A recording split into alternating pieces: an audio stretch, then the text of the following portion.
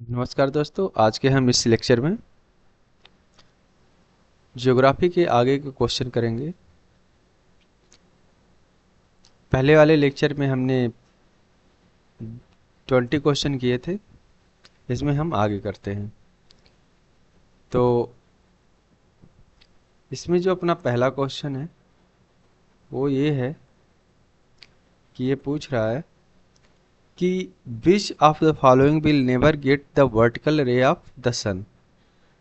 मतलब ये जो शहर दिए गए हैं इनमें से एक ऐसा कौन सा शहर है जिस पर सीधे, मतलब कहते हैं ना हम लोग की दोपहर के टाइम पर सीधे हमारे सर पर धूप पड़ती है। ठीक है, इसी तरह कह रहा है कि ऐसा कौन सा शहर है जहाँ पर उसके ऊपर सीधे सूरज की रोशनी नहीं पड़ती है। ठीक है, एक चीज़ बता देते हैं हम आपको कि क्या है कि जब भी हम इधर नॉर्थ की तरफ मूव करते हैं तो क्या होता है, सूरज की रोशनी वर्टिकली नहीं पड़ती है।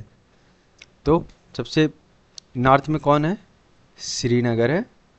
ठीक है, तो श्रीनगर में क्या होता है, जैसे मतलब जम्मू कश्मीर वगैरह जो साइड हो गया वहाँ पर वर्टिकली सूरज की रोशनी नहीं पड़ती है। ठीक है, अब यहाँ देखते हैं। If the sunrise in Arunachal Pradesh is 6 AM। ठीक है, ए एम है, ए एम है। What will be the probable time of sunrise in सराशास्त्रा।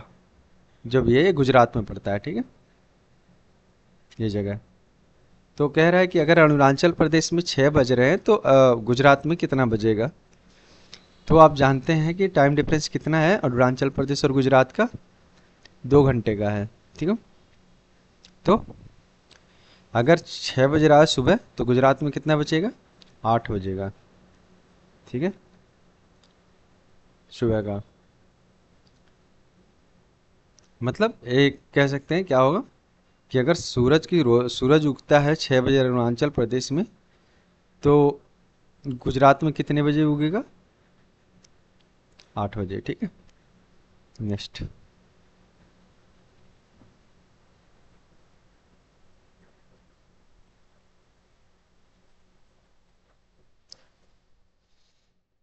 इसमें क्या कह रहा है नेक्स्ट में कि red Cliff line is the international border between.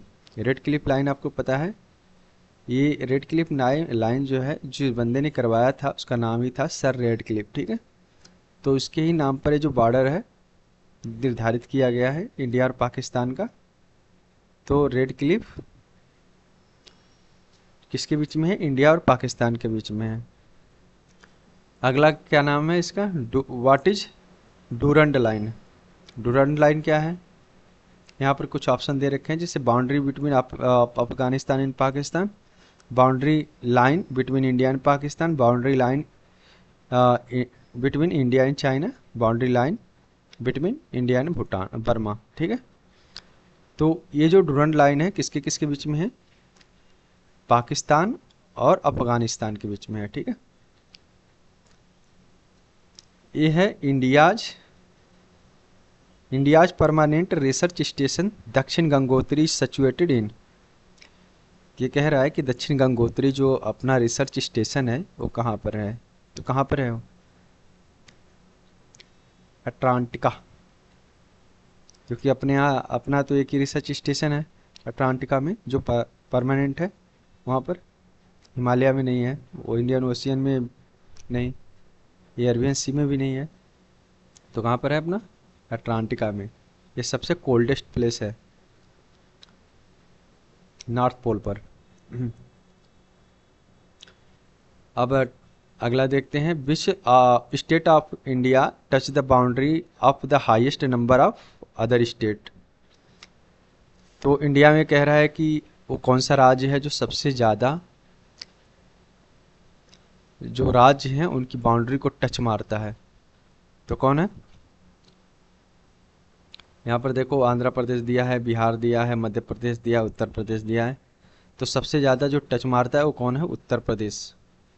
हम मैप देखेंगे तो लगभग 10 स्टेट आए हैं जो टच मारता है अकेला, जैसे दिल्ली, हरियाणा, दिल्ली हो गया, राजस्थान हो गया। ठीक है, और उत्तराखंड हो गए, बिहार हो गए, छत्तीसगढ़ है ना, ऐसे पूरे 10 हैं। तो आप एक बार मैप देखेंगे तो क्लियर हो जाएगा।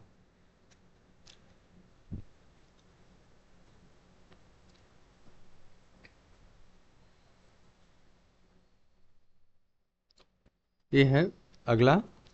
Out of 4 northern state, Andhra Pradesh, Karnataka, Kerala and Tamil Nadu, which with the maximum number of India state. मतलब ये जो राज्य दिए गए हैं, आंध्र प्रदेश, कर्नाटका, केरला, तमिलनाडु, कह रहा है कि इसमें से कौन सा राज्य जो सबसे ज़्यादा क्या करते हैं, स्टेट्स की बाउंड्री को टच करते हैं। तो कौन है? ए, आंध्र प्रदेश और कर्नाटका, ये जो राज्य हैं ये सबसे ज़्यादा क्या करते हैं, एक टच करते हैं स्टेट्स की बाउंड्री को। तो ये ऑप्शन सी है आपका।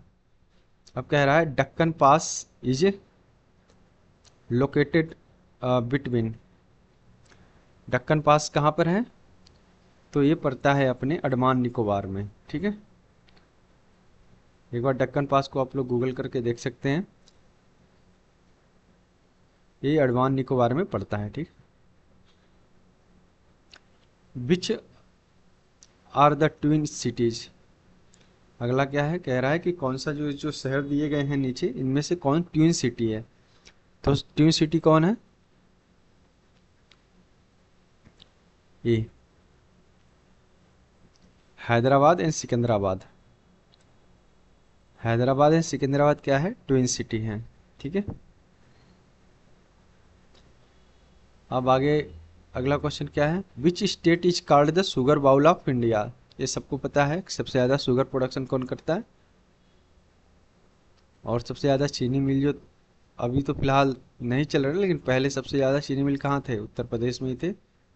ठीक है, तो शुगर बाउल उत्तर प्रदेश को कहा जाता है।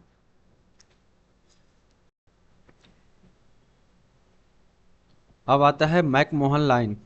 मैकमोहन लाइन पूछ रहा है कि किसके किसके बीच में है।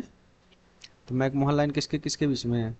यहाँ ऑप्शन दे रखा है India Pakistan, Pakistan China, India Bangladesh और इंडिया एंड चाइना। तो ऑप्शन कौन सा अपना सही है? ये मैकमोहन लाइन इंडिया और चाइना के बीच में है। अगला क्वेश्चन पूछ रहा है the highest dam of India is, मतलब सबसे बड़ा डैम कौन सा है भारत का? एक तरह से सबसे ऊंचा कह सकते हो। तो कौन सा है? टेहरी डैम, लगभग 260 मीटर ऊंचाई पर है ये। Gulf of Mannar is situated along the coast of, मतलब गल्फ ऑफ मन्नार जो है कहाँ, कौन से समुद्री किनारे पर है?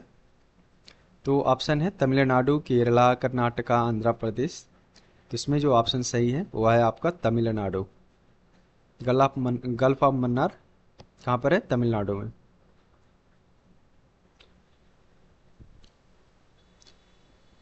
अगला देखते हैं, ये कह रहा है कि the southernmost hill range in India is known as, मतलब जो सबसे दक्षिणी दक्षिण में जो हिल है उसका क्या कहते हैं, मतलब उसको क्या कहते हैं? तो उसका नाम है कैंडमोन, कैंडमोम हिल। ठीक है, ये नाम है इसका, कैंडमोम हिल। ध्यान रखना ये भी नीलगिरी भी तमिलनाडु और केरला में पड़ती है। ठीक है, लेकिन अपना ऑप्शन सही कौन सा है? कैंडामोम हिल। ठीक है, अब अगला क्वेश्चन क्या है, Sahyadri, Sahyadri is the traditional name of the, मतलब सह्याद्री का पूछ रहा है कि उसका ट्रेडिशनल नाम क्या है। यहाँ पर ऑप्शन दे रखा है वेस्टर्न घाट, ईस्टर्न घाट, आरावालीज, बार्बर एंड नागार्जुना हिल। ठीक है, तो इसमें से जो सह्याद्री का ट्रेडिशनल नाम है वो किसको कहते थे? वेस्टर्न घाट को। नेक्स्ट है कि the eastern slope of western Ghat eastern slope of the western Ghat have low rainfall because of. मतलब ये कह रहा है कि जो ईस्टर्न स्लोप है वेस्टर्न घाट का, वहाँ पर बारिश कम होती है, ऐसा क्यों है? तो उसके पीछे का ये है कि जब साउथ वेस्ट मानसून जो है ट्रेवल करता है तो क्या होता है, ये जो रेंज है वो क्या होता है उसके पैरेलल में आता है, ठीक है। पैरेलल में आने की वजह से क्या होता है कि मानसून जो है सीधे आगे बढ़ जाता है, वहाँ पर बारिश बहुत कम होती है। तो उसको उसका रीजन क्या है, देयर लिवार्ड लोकेशन, ठीक है। उसकी लोकेशन की वजह से होता है, लिवार्ड लोकेशन की। तो ये याद रखना, लिवार्ड। अगला देखते हैं, the climate of India is mainly tropical because of. Bharat का जो क्लाइमेट है वो क्या है, ट्रॉपिकल है, ऐसा क्यों है? तो ऐसा क्यों है, यहाँ पर ऑप्शन कुछ दे रखे हैं, जैसे कि seasonal influence of jet stream. जो सीजनल उसमें वेरिएशन होती है उसकी वजह बता रहे हैं। बी वाला ऑप्शन क्या कह रहा है, location of Himalayas in its north, north में हिमालय की होने की वजह। सी वाला over powering influence of Indian ocean, ठीक है। और डी वाला क्या है, country being a part of Asian land mass, ठीक है। तो अपने यहाँ जो क्लाइमेट चेंज होते हैं उसके पीछे का जो रीजन है वो क्या है, हिमालय का होना, ठीक है। अपने नॉर्थ साइड में क्या है, हिमालय के होने की वजह से अपने कंट्री की क्लाइमेट क्या होती है, चेंज होती रहती है, ठीक है। अगला क्वेश्चन क्या कह रहा है कि Asiatic wild ass is naturally found in. मतलब ये जो एशियाटिक गधे हैं, है ना, जंगली गधे कह सकते हैं, एशियाटिक जंगली गधे कहाँ पाए जाते हैं? तो ये तो फेमस है, बहुत बार क्वेश्चन आता है। तो इसमें ऑप्शन दे रखा है रन ऑफ कच्छ, ये कच्छ है, ठीक है, कुछ नहीं है। आ, बघेल खंड, ठीक है, ये खंड है, इसमें ये छूटा हुआ है, ठीक है। और सुंदरबन से दे रखा है, शिवालिक दे रखा है, ठीक है। तो इसमें से जो सियाटिक वाइल्ड आस जो आपको पाए जाते हैं वो कहाँ पर पाए जाते हैं, रन ऑफ कच्छ में, ठीक है। अब कह रहा है कि the hill station increasing order of the height, ठीक है। तो हिल स्टेशन हाइट के अकॉर्डिंग पर क्या करना है, इसको ऑर्गेनाइज करना है। तो यहाँ पर ऑप्शन दे रखा है दार्जिलिंग, श्रीनगर, लेह, शिमला, श्रीनगर, दार्जिलिंग, शिमला, लेह, ठीक है। श्रीनगर, लेह, शिमला, दार्जिलिंग, ठीक है। अगला भी है शिमला, श्रीनगर, लेह, दार्जिलिंग। तो इसमें असेंडिंग ऑर्डर में क्या है कि पहले क्या पड़ेगा, हाइट के ये जो चारों दिए हैं उनमें से कम हाइट किसकी है, श्रीनगर की पड़ेगी, ठीक है। उसके बाद क्या पड़ेगा, दार्जिलिंग पड़ेगी, फिर उसके बाद शिमला, फिर है लेह, ठीक है। तो एक तरह से कह सकते हैं आप कि हाइट कैसे बढ़ रही है, ऐसे आ, ये हाइट यूँ हो जाएगी, ठीक है। श्रीनगर, दार्जिलिंग, शिमला, लेह। तो हमने अभी जो किए हैं 20 क्वेश्चन किए हैं, तो उम्मीद है कि आप लोगों को क्वेश्चन समझ में आया होगा। और थैंक यू, हमारे चैनल को आप लोग देखते रहिए और लाइक सब्सक्राइब करिएगा। Thank you for watching my video. अब हम नेक्स्ट क्वेश्चन, अगले लेक्चर में हम अगले क्वेश्चन, नए क्वेश्चन के साथ मिलेंगे। Thank you for watching, bye.